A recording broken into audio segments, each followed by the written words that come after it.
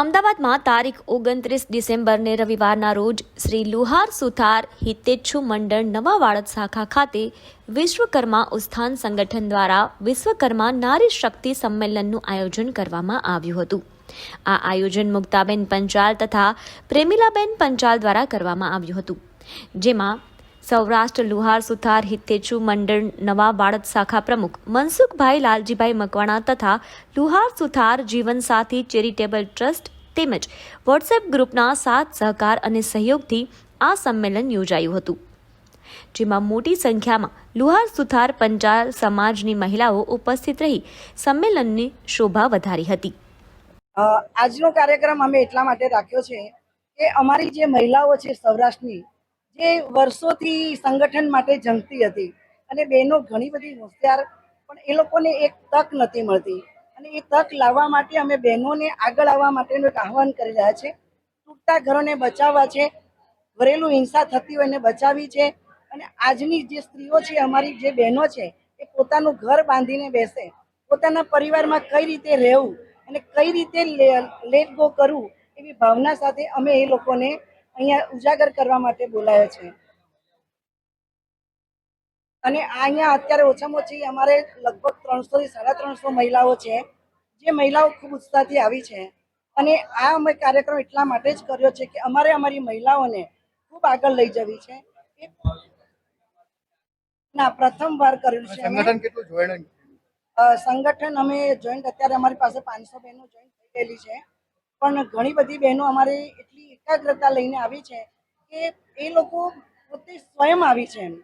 એ લોકો રાહ જોતી હતી કે અમારા માટે કોણ આ કરે, એટલે અમે એક જેને કહેવાય કે નહેર કરી છે અને દરિયાની અંદર તરતી તરતી બહેનો અમારા સંગઠનમાં આવી છે અને બહેનોમાં એટલો ઉત્સાહ છે કે જે ઘર તૂટે છે તો એને કોર્ટ કચેરી કરવા પડતા હોય છે, તો અમે આગામી પ્રોગ્રામ એવો કરીએ કે એને કોર્ટ કચેરી ના જવું પડે, અમારી જ બહેનો કાઉન્સેલિંગ કરશે અને કાઉન્સેલિંગ કરીને તૂટતા ઘરોને એ બચાવશે।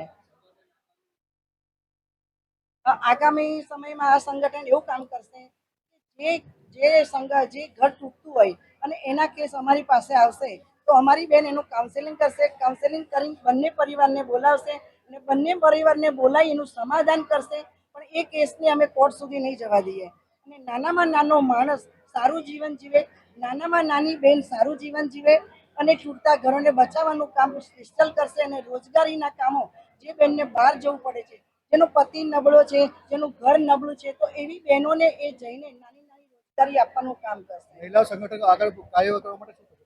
મહિલા સંગઠન જોઈન્ટ વધારે કરવા માટે તમે શું કરશો? મહિલા સંગઠન જોઈન કરવા માટે અમે ઘરના સંપર્ક કરીશું, બહેનો સુધી, મીડિયા સુધી પહોંચીશું અને જે બહેનો અમને ખબર લાવશે કે આમના તકલીફ છે, ધારો કે કોઈ પરિવારમાં ઘર તૂટ્યું છે, ભાઈઓ નથી બોલતા, બહેનો નહીં બોલતા, સાસુને બનતું નથી, તો એવા ઘરોને અમે એક કરવાના પ્રયત્ન કરીશું કે અમારા લુહાર સુથાર સમાજની તમામ બહેનો ભણેલી ગણેલી અને ખૂબ જ હોશિયાર છે, પણ એને એક પ્લેટફોર્મ નથી મળ્યું। અમે આ અમારા મીડિયા દ્વારા એ બહેનોને પ્લેટફોર્મ આપી અને સરસ મજાનું એક સંગઠન બનાવી અને અમારા સમાજનું અમે ગૌરવવંતી નારી બનાવીશું, એવો અમારો ઉદ્દેશ્ય છે।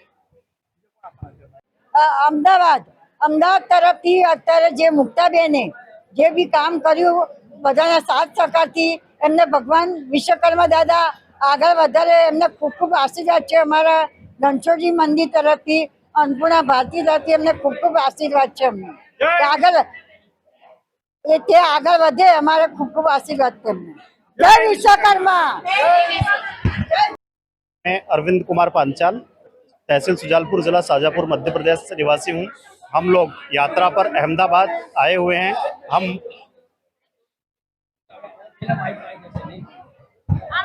शांति राखियो मारी माताओं, मारी बहनों। मैं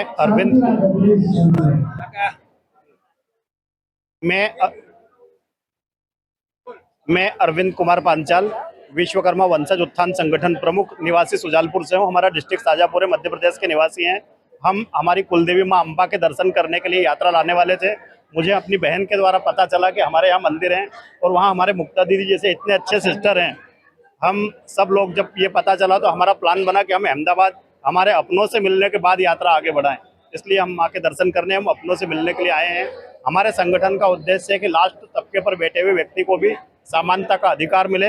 हमारे समाज का एमपी में जो पिछड़ापन है वो दूर हो, तो हम समाज के लिए कुछ अच्छा कार्य कर पाए। उपस्थित है, क्या आयोजन करने वाले आगामी समय में? कई जगह मातृशक्तियों पर अत्याचार होता है। हमारी मातृशक्तियाँ बेहद परेशान है। कई पुरुषों को व्यसनों की आदत होती है जिससे घर बिगड़ते हैं। अतः हम मातृशक्ति को शिक्षा, संस्कार, सुविचार से जोड़ने के लिए मिशन चला रहे हैं। इसके तहत हमें मुक्ता दीदी की सहायता से एवं परमिला जी की सहायता से आगे मिशन पर काम करना है। हमें मजबूती के लिए प्रत्येक घरे घर हम व्यक्तियों को भेज रहे हैं, जो जुड़ी हुई महिलाओं को भेज रहे हैं, ताकि प्रत्येक महिलाओं को ज्ञान जागृति प्राप्त होगी, संगठन मजबूती अपने आप प्राप्त करेगा। संगठन मजबूत करके कोई राजकारण में एंट्री का कोई ध्येय है? मध्य प्रदेश में राजनीतिक क्षेत्र में हमारा अस्तित्व 00 के बराबर है। इस अस्तित्व को आगे बढ़ाने के लिए हमारे प्रयास बेहतर हैं और समथिंग 11 लाख के करीब हमारे लोग संगठन से मध्य प्रदेश से जुड़ चुके हैं। मध्य प्रदेश में 35 लाख परिवार विश्वकर्मा वंशज समाज के हैं। सभी को जोड़ना हमारा मिशन है, हम इसलिए काम कर रहे हैं। युवाओं को आगे बढ़ाने के लिए कई प्रकार की ट्रेनिंगों में सरकारी योजनाएं जो चल रही हैं, जो युवा नहीं जा पा रहे उनका हम सहयोग हमारे जन करते हैं, तो उनको जोड़कर ट्रेनिंग संबंधी क्षेत्र पर काम कर रहे हैं।